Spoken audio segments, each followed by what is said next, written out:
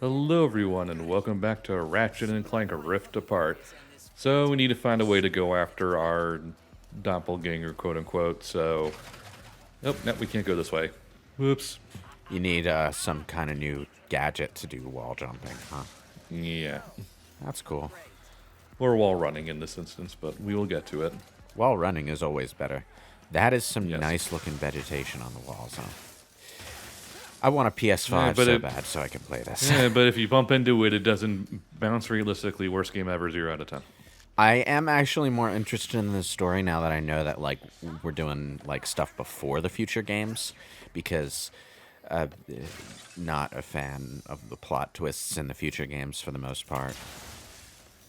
Going back to a simpler time seems like a good idea to me. Yeah, we're in new Nefarious City. This place looks very nice. Yeah. It's very densely populated, not in terms of just amount of people, but just the fact that it's very stuffed with just things. Yeah, I can see that. It's not just a rectangular walkway platform. You go through. There's like lots of stuff just littered about. Those like gateways are seriously reminding me now of Haven City again, where like Yeah, this is incredibly Haven City from Jack 2. like there were gates like that that barred your progress in places as well. Wow, okay. It's so fluffy. Dr. Nefarious's whole thing in his original appearance was that he believed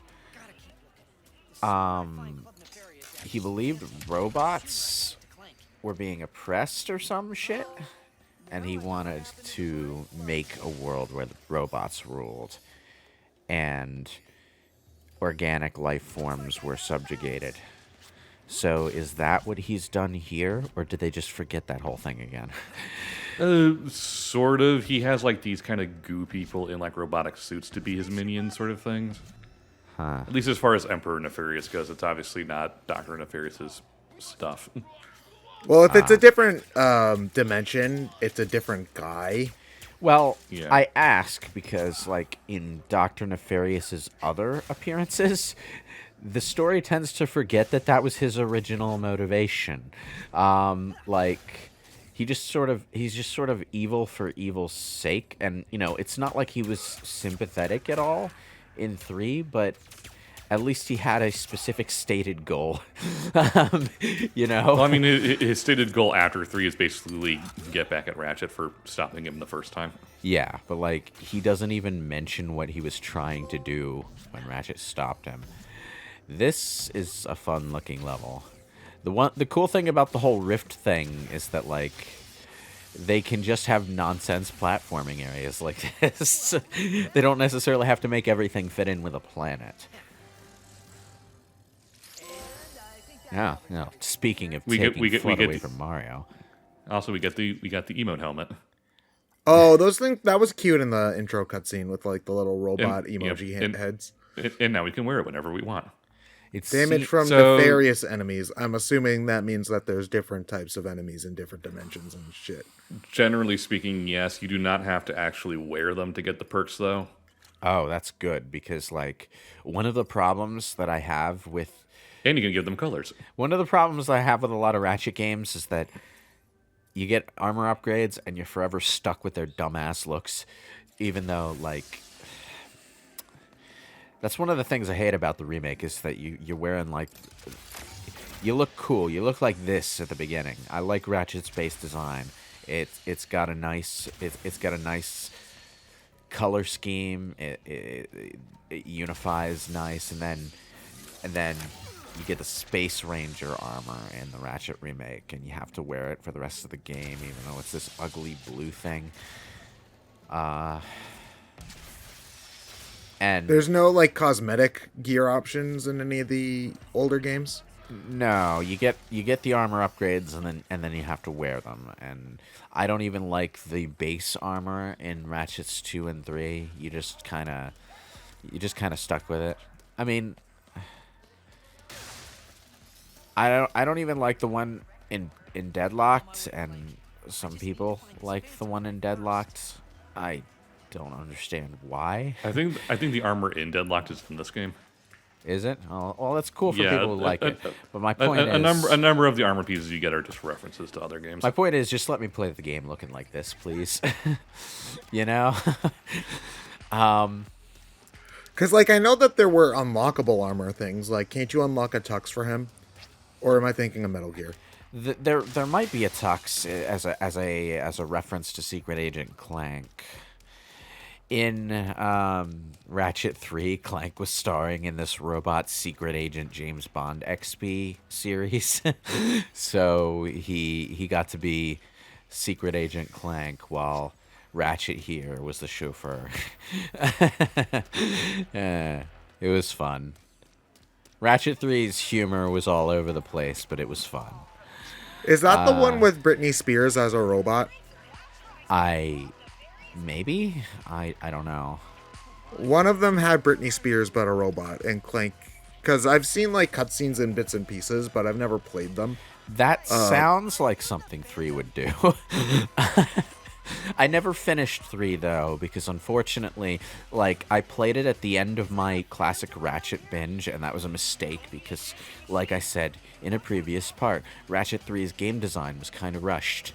And it's mechanically the blandest of the 3, which kind of makes me feel a bit salty that it's the favorite, but whatever. I couldn't really motivate myself to finish the game at that point. I'll probably get to it at some point in the future. I still have it sitting around someplace. But, like, I think I got, like, 2/3 of the way through before I dropped it. Is that Skid McMarks? Yes, it is Skid McMarks. Who is Skid McMarks? Only the best pro hoverboarder around. God. Okay, excuse me. That's his joke. Yes. Skid McMarks made his debut in the first game as one of the many, many one-off quest NPCs that you could talk to, and you got your hoverboard from him. But like, Phantom, wait! Who are you? I was just in the middle of a mission. But he's a secret agent now because this is his bad future. he's a secret agent now. Of course he is. But like, wasn't he one of the people that was recruited to like Captain Quark's hero team in 3 as well? I think so. He's appeared a few times, mostly as just kind of a joke side thing. It's like, yep, here's Skid. He's here. He's being Skid. And then he appeared in the remake of Ratchet 1, where he, like everyone else in that game, is a bland nothing character with no personality, because nobody in that game other than Quark is allowed to have one of those. I feel like that a lot of that's probably just the because that game's like basically just it's a licensed It's game. just a movie. effectively. Well, it's a movie. Yeah. It's yes and no, because the one-off characters who appear there don't appear in the movie, and they're like voiced by the same people who do their parts in the main series. It's just like, for some baffling reason, they didn't like have them be the characters that they usually were when they wrote them. So, also the remake has this habit of just having everyone stand in place staring at each other when they talk to each other. Oh, I see. Yeah. Yeah, it's like the most wooden thing ever, but like it sticks out like a sore thumb because the original Ratchet explicitly did not do that. So, yeah. I hope Skid McMarks is more fun in this game than he was in that one, but like, I mean, he's not around a whole lot, but he definitely is. that's good. That's fine. Like, I don't need to see like Skid McMarks in every other cutscene. We only ever saw him for like 30 seconds in the original game, didn't we? But like, just as long as when he does appear, his screen time is worth a damn. Generally speaking, yeah. Yeah. Like we'll see in a bit that he'll do the whole prove to me you can handle it thing, and Ratchet is just like, I don't have time for this. Oh, so he's torn from Jack too. Okay, that's A fine. little bit. I mean, they obviously play it in a humorous way. Ah, Where it's gold like, bolts. Gold bolts hi, are Kevin. gold bolts are the uber collectible, except in Ratchet 2, where they made regular currency gold. So the gold Platinum bolts, I think they were. Platinum bolts, yeah. But I guess they realized that gold bolts were like more bling, so they went back to gold bolts eventually. I forget whether they did that in 3 or if it was something they did in the future series. I'm kind of glad they went back to gold bolts though, because platinum bolts, especially on the PS2 where they couldn't really like get metallic sheen right, gold bolts were a lot more, bling, more satisfying to collect. So normal bolts are like your money. What do the golden ones do? The golden ones, They're just a generic kind of like, you unlock stuff just for having them sort of thing. yeah, like you get enough gold bolts and you'll get like cheats unlocked, but you probably won't get that many on your first playthrough. I mean, depends on how thorough you are, and they're mostly like inconsequential things. Like you'll get big head mode, or a lot of things they'll do is they'll give you different like skins for, your wrench here, where it's like one of the ones later we can get is like literally just a keyblade and stuff. If you got all the gold bolts in the Ratchet 1 remake, you just unlocked unlimited ammo. And Oh, that's in this game too. It's just the last 2 things you get for gold bolt is I think unlimited Yeah. health and unlimited ammo. yeah, So Honestly, I like it when you yes. can unlock stuff like that. I miss those kinds of things. They're not really in a lot of games anymore.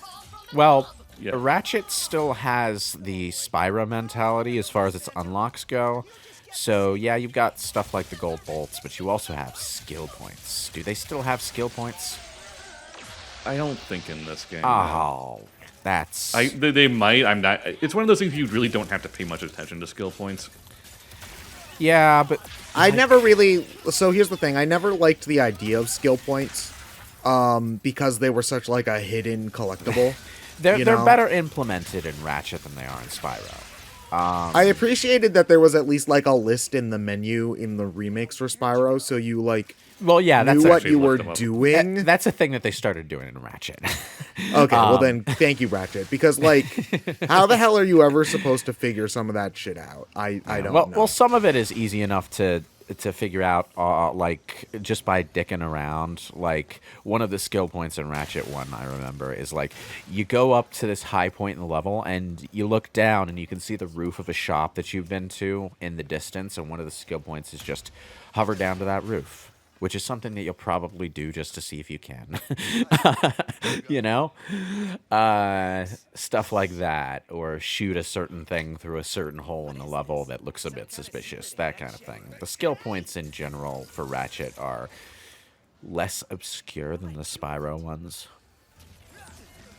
Generally, they're stuff that require actual skill to intuit. What did he do? It's like a point for having skill. Oh, wait, hold on. Why are we in? Like, have you ever like when you gives had us, like one of those old CRT computer monitors and you like waved your finger in front of it? Yeah, a little bit. This is It's a dash maneuver that lets us phase through certain doors. So we saw a thing earlier. That's back at the start. For whatever reason, I'm not going back to it now, but there was a door back near the shop that has some raritanium in it. We don't really need it right now, so it's not a big deal, but you can go get that now if you want. What's raritanium? It's basically your currency to upgrade your weapons. in the shop. Raritanium made its debut in Ratchet 2, where you collected it to upgrade your spaceship for the fighter jet sequences that blew ass. I don't like them. So, like, okay. Eventually they stopped doing those horrible fighter jet sections, but they wanted to keep raritanium around because it's a funny thing to say, raritanium, so they implemented it as part of the weapon upgrade system in the future series. And of course it's in Ratchet 1's remake as well, because that's what Ratchet 1 needed, a horrible, unnecessary weapon upgrade system. that encourages you to stick with one weapon for way too long. I'm sorry. I'm an old man shaking my fists at clouds. I know, but still. I don't like the upgrade system. Like, I didn't like it when it was just a level up system, and I sure as hell don't like it now that all this raritanium stuff has been added in. I do like this glide, though. I always fine, like it's not a dash big deal, moves so. in games. They're just fun. It is cool that Ratchet gets his own, like, Clank-free moveset, considering he's separate from Clank again. That's just a running gag in the series. It's been happening a lot more often in recent games. I say recent, but you know, just modern Clank in general, Ratchet and Clank in general. Like in the future series, he has to go without Clank, but he gets some sweet hover skates to compensate. We'll get the hover skates later. Oh, we're getting those before he got Like them. Shadow the What? Hedgehog? Kind of, yeah. Oh. If it's anything like the future series hover skates, then it's a lot cooler than Shadow the Hedgehog. I Hopefully, don't know. Shadow the Hedgehog's pretty cool. hopefully they do some interesting things with them in this game, because they were a bit undercooked the last time they appeared. Like you could Well, we won't get them for a few more planets, so like you could just feel the untapped potential of that particular mobility upgrade, you know?